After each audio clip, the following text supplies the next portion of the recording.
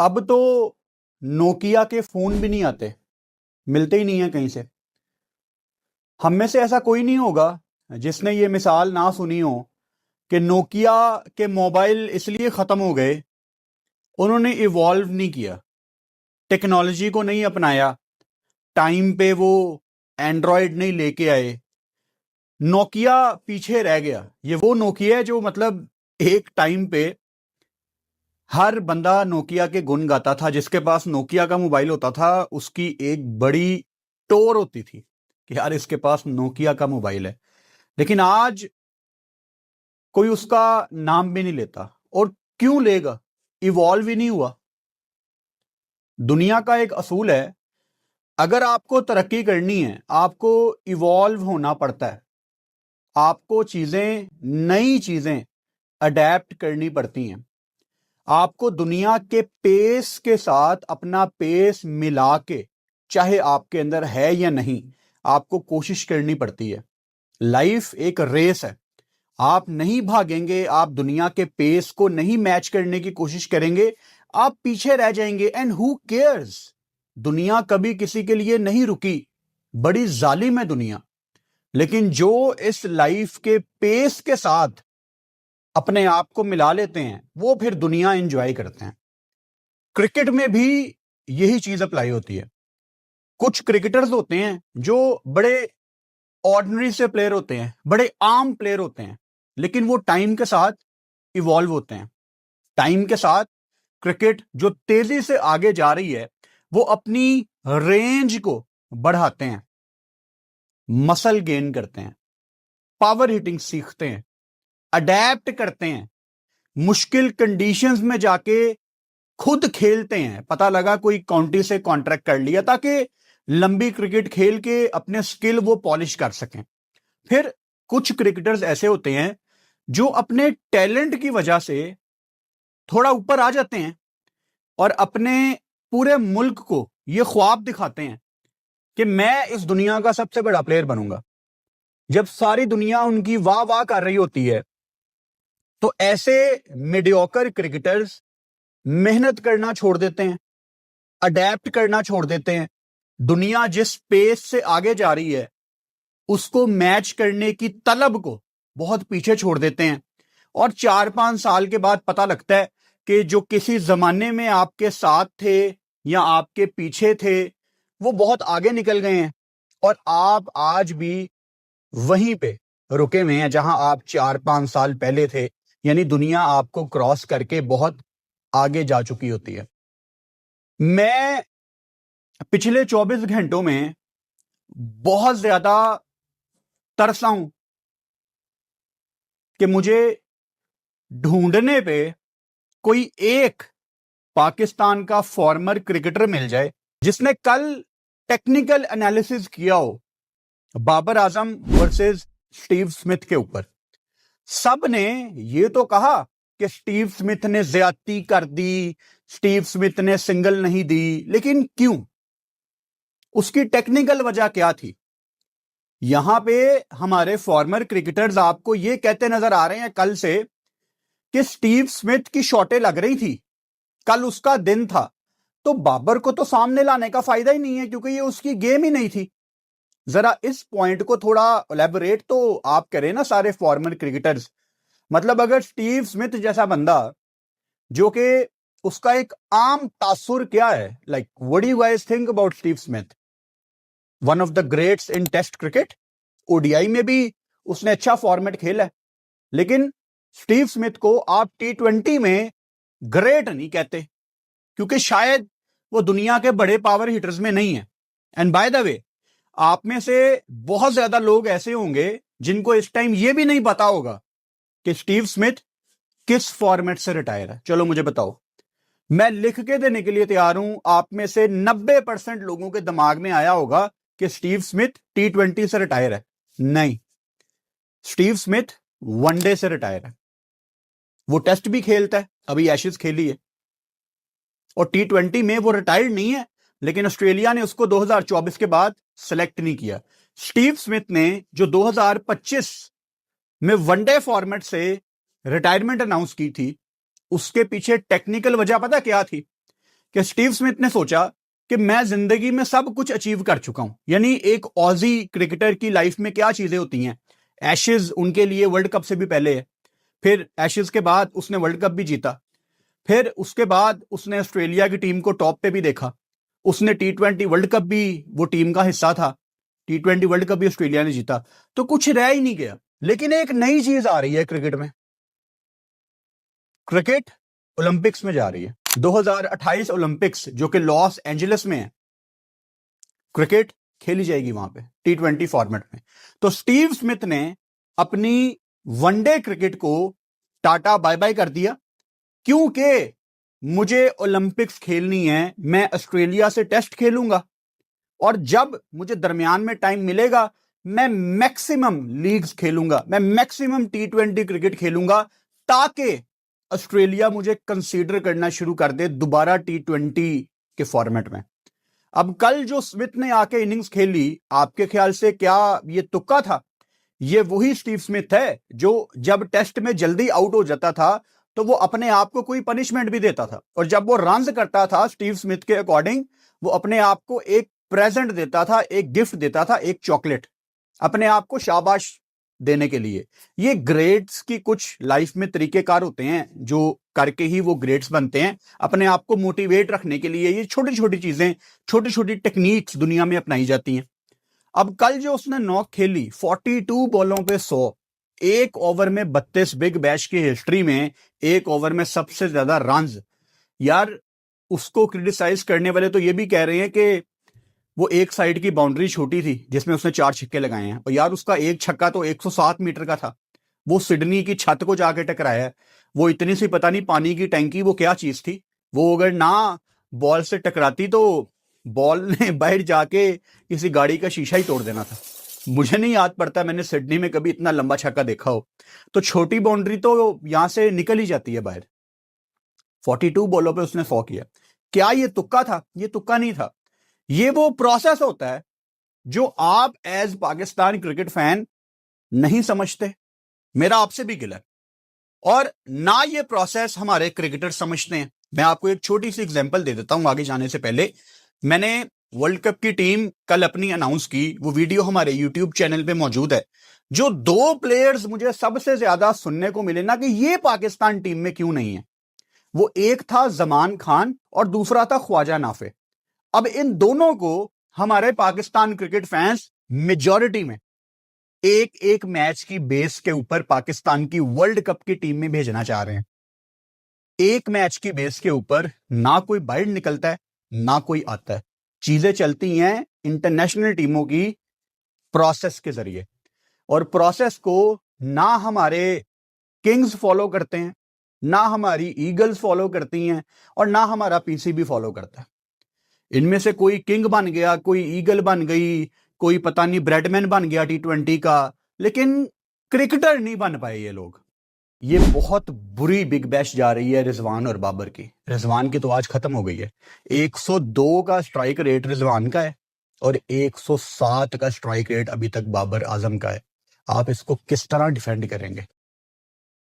ये डिफेंड होने के काबिल परफॉर्मेंसेस नहीं है। मैं खुद भी इसको एक्सेप्ट नहीं कर पा रहा। मुझे डाउट था कि ये ऑस्ट्रेलिया में शायद इनके लिए इतना आसान नहीं होगा, लेकिन बहुत ही बुरी परफॉर्मेंस रही है।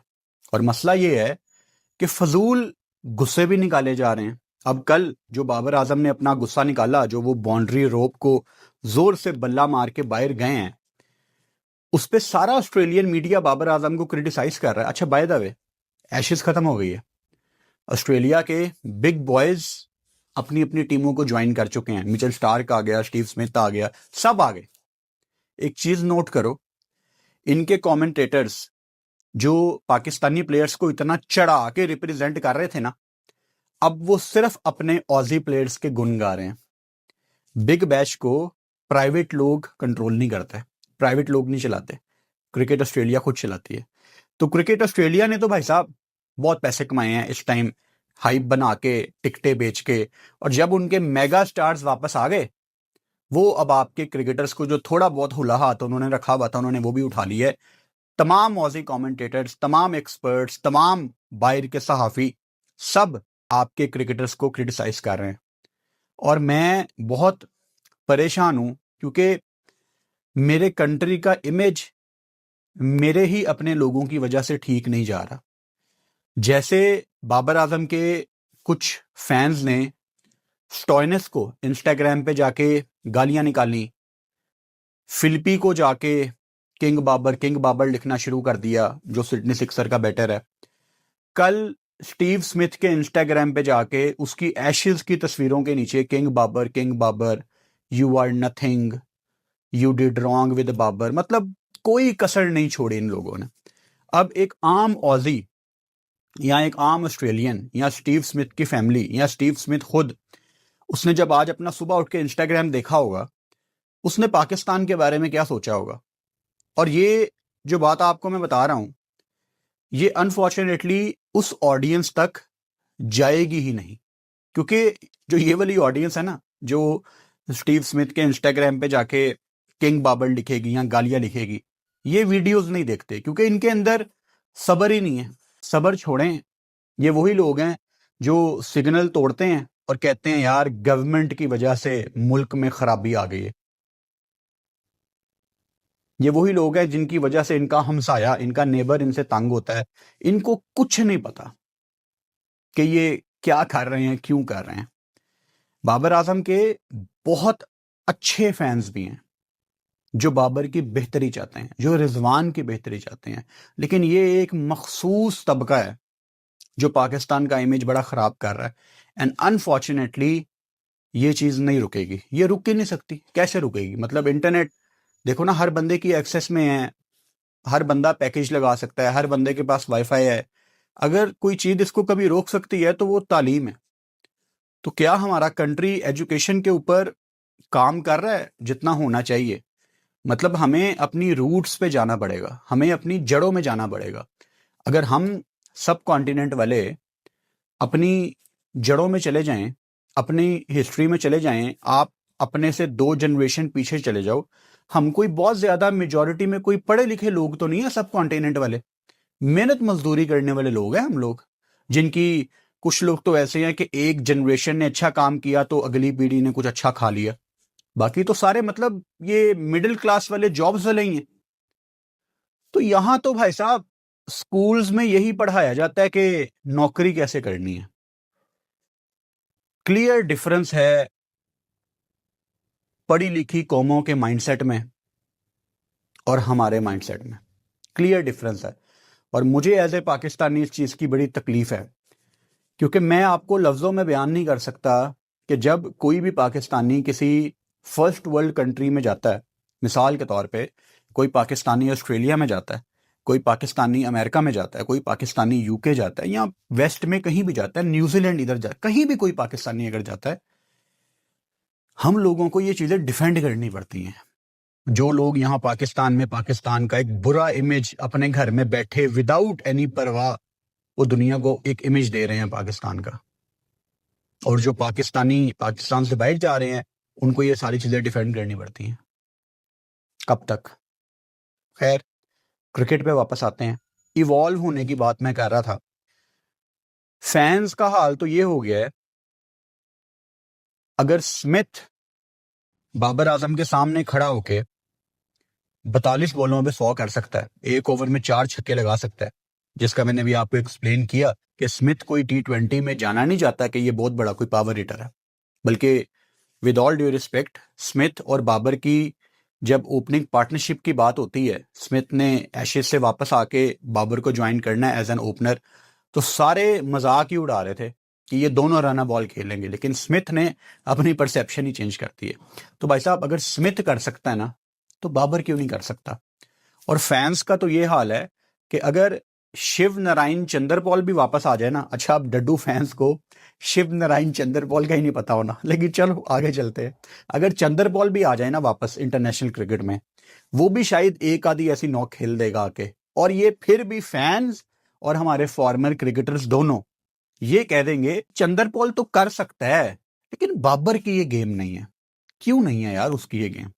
मतलब मुझे इतनी शर्म आ रही है ये कहते हुए कि जिनसे तवक्को नहीं होती वो कर रहे हैं, लेकिन हमारा नंबर 1 बैटर नहीं कर पा रहा। कहीं पे तो कमी पेशी है। फिर आप बाहर जाते हुए जिस तरह बाउंड्री रोप को बल्ला मार के जा रहे हो, जिस तरह आप स्टीव स्मिथ को आंखों से आंखें नहीं मिला रहे, फिर आपने फील्डिंग में भी फंबल किया। कमेंटेटर्स आपके ऊपर कंस्ट्रक्टिव क्रिटिसिज्म करना शुरू हो गए हैं।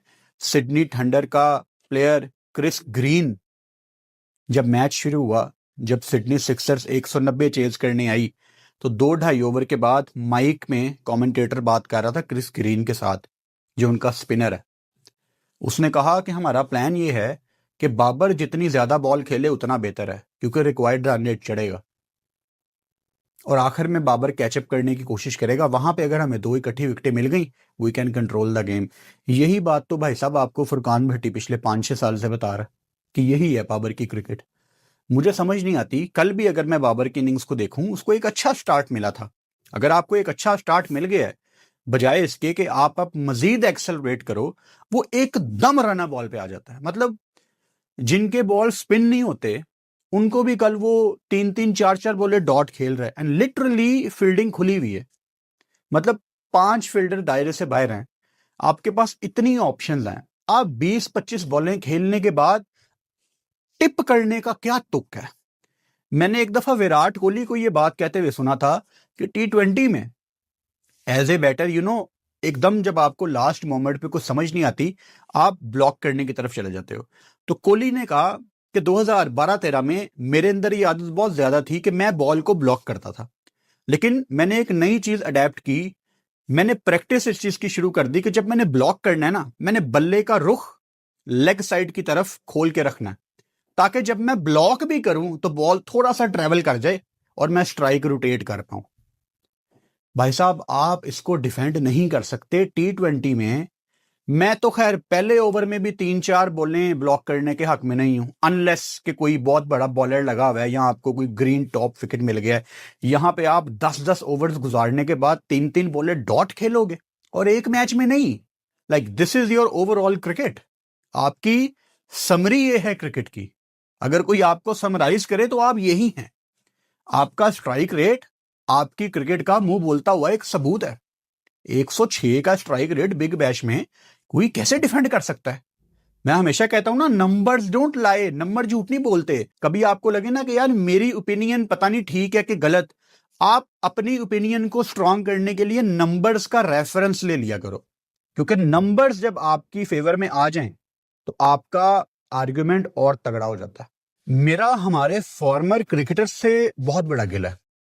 काश पाकिस्तान में कोई फॉर्मर क्रिकेटर टेक्निकल एनालिसिस शुरू कर ले, क्योंकि सिस्टम उल्टा चल रहा है। मेरे जैसे लोग जिनको फजूल बातें करनी चाहिए, जिनको बस इमोशनल बातें करनी चाहिए, वो टेक्निकल बात करने की कोशिश कर रहे हैं, और जो फॉर्मर क्रिकेटर हैं वो प्लेयर्स को सिखाने की बजाय फैंस वाली बातें कर रहे हैं। क्या फायदा अगर किसी ने 50 टेस्ट मैच खेले हुए हैं। 50 टेस्ट मैच यार बहुत बड़ी बात है, टेस्ट मैच बड़ी वैल्यू है इसकी। किसी ने 50 टेस्ट मैच खेले हुए हैं, वो फैन की तरह बिहेव कर रहा है। किसी ने फर्स्ट क्लास में 400 प्लस विकेटें ली हुई हैं, वो भी फैंस वाली बातें कर रहा है। और मेरे जैसा बंदा जिसने कभी जिंदगी में क्रिकेट नहीं खेली, जिसका कोई ताल्लुक नहीं है ग्राउंड के साथ, वो टेक्निकल बात करने पे मजबूर है। उल्टा चल रहा है। क्रिकेटर्स का काम है सिखाना, मेरे जैसे बंदे का काम नहीं है। अगर क्रिकेटर्स ही अपना काम, फॉर्मर क्रिकेटर्स की बात कर रहा हूं, अगर फॉर्मर क्रिकेटर्स ही अपना काम ठीक करना शुरू कर दें तो मेरे जैसे को कौन देखेगा। मतलब कितने अफसोस की बात है कि लोगों को फेयर एनालिसिस, कंस्ट्रक्टिव क्रिटिसिज्म देखने के लिए मेरे चैनल पे आना पड़ता, जबकि ऐसा नहीं होना चाहिए। मेरे चैनल पे आना चाहिए इमोशनल लोगों को, फैंस को। और अगर किसी को टेक्निकल बात सीखनी है तो वो किसी फॉर्मर क्रिकेटर के यूट्यूब चैनल पे जाए, लेकिन ऐसा नहीं होता, क्योंकि फॉर्मर क्रिकेटर उठता है, बाबर आजम को बैक करता है और दुनिया को बेवकूफ कहता है, ऑस्ट्रेलियन कमेंटेटर्स को बेवकूफ कहता है, ऑस्ट्रेलियन बिग बैश वालों को बेवकूफ कहता है, स्मिथ की नॉक को तुक्का कहता है और सो जाता है। फिर वो अगले दिन उठता है, एक रनर बॉल नॉक उसके सामने आती है, वो डिफेंड करता है। वो किसी दूसरे की तारीफ नहीं करेगा, वो कहेगा हमारे वाले की क्रिकेट ऐसी ही है, ये चेंज नहीं होगा, तुम अपना देख लो। तो क्या फायदा। और T20 वर्ल्ड कप ऑब्वियसली यहां से मैं जोड़ता हूं इस टॉपिक पे। T20 वर्ल्ड कप की कल मैंने टीम अनाउंस की है और मेरी टीम में मैंने बाबर आजम को रखा है और मैंने फखर जमान को नहीं रखा। और आप रेगुलरली मेरी वीडियोस देखते हैं, आपको आइडिया है कि मैंने फखर जमान को T20 में कितना बैक किया। लेकिन एक चीज मुझे पता है कि बाबर और फखर एक टीम का हिस्सा नहीं हो सकते। इन दोनों चीजों का ताल्लुक इनकी करंट फॉर्म के साथ है और अनफॉर्चुनेटली पाकिस्तान का हाल ये है कि ये शायद दोनों एक प्लेइंग 11 में हों। आपका बैटिंग ऑर्डर कैसे बनेगा? मुझे एक कोलैप्स नजर आता है अगर आपके बैटिंग ऑर्डर में बाबर और फखर दोनों होते हैं। यही वजह थी कि मैंने फखर जमान को रिजर्व में रखा है, क्योंकि वो प्लेइंग 11 में आता ही नहीं है फिलहाल अपनी फॉर्म की वजह से। बाबर को मैंने टीम में रखा है, लेकिन बाबर प्लेइंग 11 में फिलहाल डिजर्व ही नहीं करता, जगह ही नहीं है उसकी। बाबर बेंच पे बैठ के अपनी बारी का इंतजार करे और जब साइम या फरहान में से कोई अगर मौका दे दे, कोई अगर आउट ऑफ फॉर्म चल रहा है या अल्लाह ना करे कोई इंजरी हो गई है, तो हमारा ओपनर वाइड बैठे और बाबर हमारे ओपनर को रिप्लेस करे और आगा अपनी जगह पे 1 डाउन पूरा टूर्नामेंट खेले। ये तरीकाकार है। लेकिन क्या ऐसा होगा? क्योंकि मैंने कल भी बताया था ना कि हमारी क्रिकेट शल ही लोगों को एडजस्ट करने के लिए रही है। फलां प्लेयर को हमने यहाँ पे एडजस्ट करना है, फलां प्लेयर को यहाँ पे एडजस्ट करना है। सबको एडजस्ट करने के चक्कर में हमारी टीम नहीं बन पा रही। और सलमान अली आगा कितना तगड़ा कप्तान है, इसका भी टेस्ट है। आगा ने नॉक खेली है ना दम्बूला में, and not just because of his 1 knock. मैंने आपको नंबर्स के साथ साबित किया था कि आगा का 1 डाउन में सबसे अच्छा रिकॉर्ड है, 165 का उसका स्ट्राइक रेट है। उसको 1 डाउन ही खेलना चाहिए। तो क्या आगा 1 डाउन कंटिन्यू करेगा अगेंस्ट ऑस्ट्रेलिया? मैं दोबारा आपको रिमाइंडर दे देता हूं कि ऑस्ट्रेलिया के आपके जो तीनों T20 मैच हैं वो पाकिस्तान टाइम के मुताबिक अब दोपहर को 4 बजे शुरू होने हैं। फॉग की वजह से पहले 6 बजे था, अब 4 बजे होंगे। Just a friendly reminder. तो क्या सलमान अली आगा 1 डाउन बैटिंग करेगा? क्या सलमान अली आगा इतना ब्रेव कप्तान है? अनफॉर्चुनेटली हमारा सिस्टम ऐसा है इस टाइम कि कौन टीम में क्यों आ रहा है और कौन टीम से क्यों जा रहा है, ये प्रोसेस के तहत नहीं हो रहा। मतलब माइक हेसन हमारे हेड कोच वाइट बॉल के, वो जब भी बाबर के बारे में उनसे सवाल होता था वो कहते थे कि बाबर को अपना स्ट्राइक रेट इंप्रूव करना पड़ेगा, बाबर को अपनी पावर रेंज बढ़ानी पड़ेगी, नई शॉट्स डेवलप करनी पड़ेंगी वगैरह वगैरह। और उसको करने के लिए बाबर ने कुछ नहीं किया। मतलब उसने कोई क्रिकेट नहीं खेली दरमियान में। इवन सेंस पता क्या चीज बनाती कि ये बिग बैश का इंतजार करते कि देखते हैं यार कि बाबर की बिग बैश कैसी जाती है, फिर उसको पाकिस्तान टीम में वापस लेके आएंगे। अगर टू बी ऑनेस्ट आपने उसकी बिग बैश के ऊपर फैसला करना था तो सीधा वो पाकिस्तान टीम में नहीं आता था, उसने बाहर ही होना था। आपने बैक गेयर लगाया एशिया कप के बाद, और क्यों लगाया इसका ताल्लुक आकिब जावेद के साथ भी है। मैं कन्विंस हूं इस बात पे कि ये बाबर आजम को सिर्फ इसलिए वापस लेके आए हैं टाइम से पहले कि हमें जो इतना ज्यादा क्रिटिसिज्म सुनना पड़ रहा है कि नई टीम नई टीम नई टीम, एक आधे सीनियर को वापस लेके आते हैं, बाबर को वापस लेके आते हैं। पाकिस्तान टीम जब हारेगी तो लोग फिर बाबर आजम पे भी बात करेंगे, तो जो क्रिटिसिज्म है लोगों का वो डिवाइड हो जाएगा।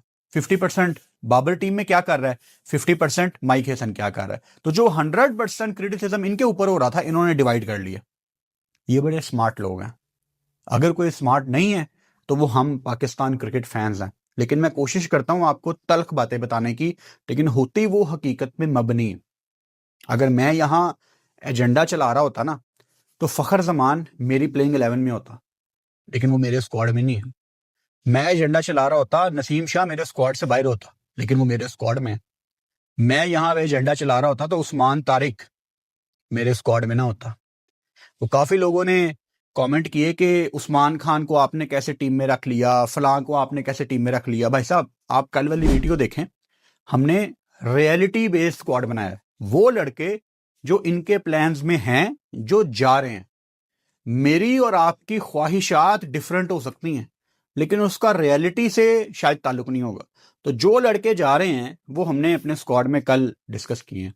एनीवेज, एक ओपिनियन लोगों का ये है कि फुरकान भट्टी आप ये चाहते हैं कि बाबर आजम पाकिस्तान से T20 वर्ल्ड कप ना खेले। भाई साहब बाबर आजम मेरी टीम का हिस्सा है, कल मैंने अपनी टीम अनाउंस की थी and I desperately want Babar Azam to play this world cup. You know why? Because मैं देखना चाहता हूं कि ये अपने आखिरी T20 के टूर्नामेंट में क्या करता है, ताकि ये किस्सा ही खत्म हो जाए।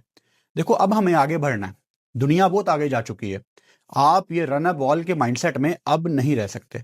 और मुझे बड़ी तकलीफ है इस बात की कि बाबर आजम को ये चीज रियलाइज नहीं हो रही। मोहम्मद रिजवान को आप देख लें, आज भी रन अ बॉल वाली नॉक, 102 का स्ट्राइक रेट बिग बैश में। मतलब ये लोग जिद भी नहीं छोड़ रहे, क्या निकालना चाहते हैं। मतलब मॉर्गन को देखो, इंग्लैंड का कप्तान, अपनी पीक पे वो वर्ल्ड कप जीत के साइड पे हो गया। मतलब कितनी एग्जांपल्स हैं आपके पास दुनिया में। दुनिया में क्रिकेटर्स एक अच्छी एज में कुछ अचीव करके साइड पे हो जाते हैं। अभी इन लोगों ने अचीव नहीं किया। ये अगर कोई एक आधा वर्ल्ड कप जीत जाते पीछे कोई 3-4 साल में, इन्हों ने तो नहीं पा देनी सी। ये तो मतलब पाकिस्तान टीम में फिर खेलते 42-43 की उम्र तक रन अ बॉल, और फिर इन्होंने कहना था हमें मेंटोर भी बनाओ, और फैंस इनके साथ होते। तो भाई साहब, दुनिया बहुत आगे जा चुकी है, आपको आगे जाना पड़ेगा। और मैं इस बात पे बहुत ज्यादा डिसएग्रीमेंट करता हूं। ये जो लोग कहते हैं ना कि बाबर आजम, मोहम्मद रिजवान अगर टीम में नहीं होंगे तो ग्राउंड में कौन आएगा मैच देखने, ये आपके फॉर्मर चेयरमैन रमीज भाई भी यही कहते थे, रमीज राजा। पाकिस्तान बांग्लादेश की लाहौर वाली सीरीज निकाल के देख लो, तीनों मैच हाउसफुल थे, ना बाबर था ना रिजवान।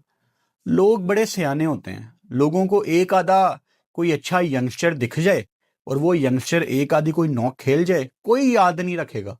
वो दुनिया यार वसीम अकरम के बाद आगे मूव ऑन कर गई है। दुनिया ग्लेन मैग्रा के बाद आगे मूव ऑन कर गई है।